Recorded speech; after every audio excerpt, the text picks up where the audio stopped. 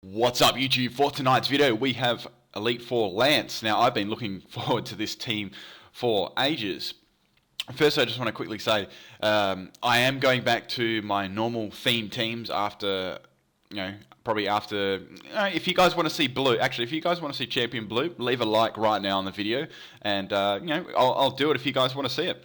But after that I'm going to go back to my theme teams for probably a week just to cover all the winners, and if you guys want to see Gen 2 and so on, I'll do that. Okay, also, so yeah, with your theme teams, make sure you leave a like now because I'm actually covering all the highest ones and the winners from like over the last period of time. So I had to compensate here with some moves considering I was using 5 Pokemon. Man, this battle, oh my god. Okay, anyway, let's not spoil it. So we got a Infernape lead here. Now I pretty much had the advantage here. I would say I just went for Earthquake on here because I nearly went for Torque because it may have been a Stealth Rock user, but I thought, well, there's a Fortress on the team, maybe it's not. Anyway, Fortress is gonna just swap in and sponge my Earthquake there.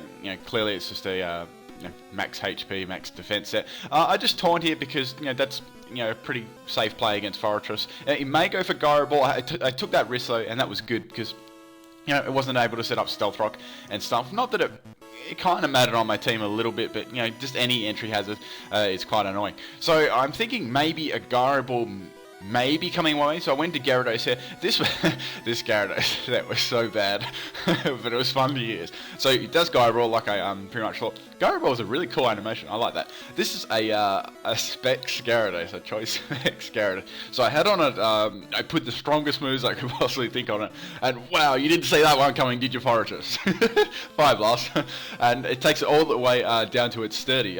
That was really cool. So I gave it a Hydro Pump, Fire Blast, Thunder, and I think Blizzard. I think that's what it gets. I gave it all like the most powerful moves, and yeah, it was a terrible gimmicky set, but it was lousy. Anyway, so Fortress is pretty much messed up here. I knew they'd swap out there. They'd have to swap out on that one there. I didn't have much to swap into here, so Dragonair was my best kind of swap in. I was thinking T-Bolt, obviously from the Nidoking. This is just the Everlight special Dragonair. And Nidoking is a big problem here, so he does go for the Sludge Wave. And damn, I live with 2 health, which is so good. I'm able to get the Blizzard off there. Doesn't quite kill, but it does a nice sizable chunk of damage there. Okay, so that's my first Pokemon down to Sludge Wave there, but that's how it is. But yeah, things were looking a little bit average here, but I did do some nice damage to Nidoking, and Fortress is pretty much out. Okay, so I'm going to bring Aerodactyl back in and scare this Nidoking out. So I knew I'd get an obvious switch here, and in comes the Crest. I knew when I saw this in the team preview, I was like, oh, here we go, this is going to be fun. So I'm going to set up my Hone Claws here. This is going to boost my accuracy and attack by 1 stage. I'm going to roll this in with Stone Edge. That'll do quite a bit of damage. So I get a second Hone Claws up there. Crest is going to go for the Ice Beam. So I knew I had a Focus Sash on this anyway, just for the lols, so it could live like any attacks there. And I get freaking Freeze Hack. So how is Aerodactyl still flying?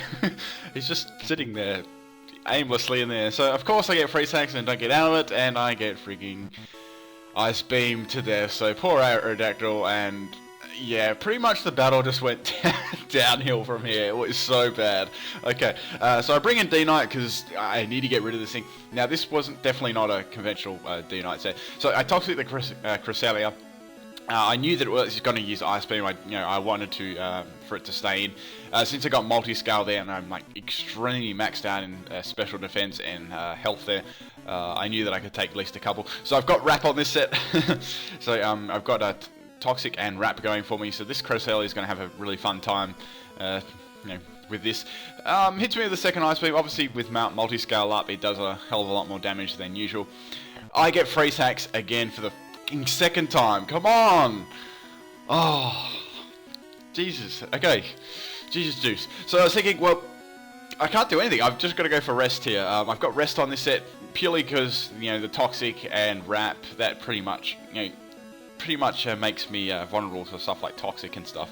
So I thankfully I thaw out because I nearly threw my DS out the window. I get all my health back, and that enables my multi-scale to come back there. So I'm going to take this next Ice Beam, fine, because I got multi-scale up. Okay, so I have a sleep talk on this. I decided to do it over Roost. You're probably thinking, why didn't you just use Roost, because it gets access, to that, and you don't have to roll and rest sleep talk. I just did it so, I wouldn't get, status or anything like toxic. It would just wreck this set after a while. That's what I kind of wanted to do. Anyways, I'm just going to sleep talk here and probably use like something toxic or something. Oh, I use Wrap. Okay, Tentacles. Okay, not even going to say what I was just thinking there. So, Cresselia is going to go for a Ice Beam against my Dragonite again. I'm thinking like I can probably take one more of those, which is cool. That'll be pretty cool. I can take one more, then wake up and use Rest again, and just stall this thing out, because that's what I'm going to do, because it's annoying as hell. Right, so more Wrap damage there, so pretty much one more turn I've got this Cresselia. I just need to take this next Ice Beam here, which I'm confident I could, do. I'm going to go for my second Sleep Talk, hoping to get a Wrap again for a little bit more damage. Get Toxic, not a really big deal. I knew I'd be able to take it out the next turn. It's going to go for the final Ice Beam against me, and what do you know, it freaking crits me! Oh, that luck is so good. So I'm getting the best luck 2015 here, and the only Pokemon I've got left is a Dragonair and a terrible special Gyarados. But I do get one Pokemon down, so I didn't lose my pants completely. It was not going to be a 6-0. Right, I've got my Dragonair here. Now this was my real final hope of actually coming back into this game. We got the Fortress coming out again. Probably going to use like Stealth Rock or something, because he knows I got Gyarados there and it's going to mess me up. So I just D-Dance straight away. I can't worry about Gyro Ball or anything. I just have to go for it, because I know that I don't have enough, I don't have enough attack damage or speed at the moment. So I was thinking here, I have to get super greedy, because I have to get rid of, there was a couple of Pokemon left there that, that I wasn't 100% sure I could get past without, another attack and defense boost. If Volt switches there, I was very surprised with that. I thought they'd just go for Gyro Ball, considering I got all those speed buffs. I don't know. Anyway, they're going to swap their Fortress out, and they're going to bring in a Swampert, and I was like, this is going to be Mega Swampert for sure.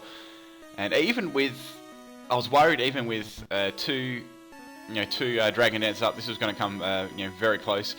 Right, here we go. So the best move they had was Dragon Rush, and it fucking misses! Come on! And, yeah, my dreams, I'm just crying here. I'm crying in a corner. You can feel my tears through the internet. So all I've got left is this retarded Gyarados with Choice Specs. Oh my god, this is so bad.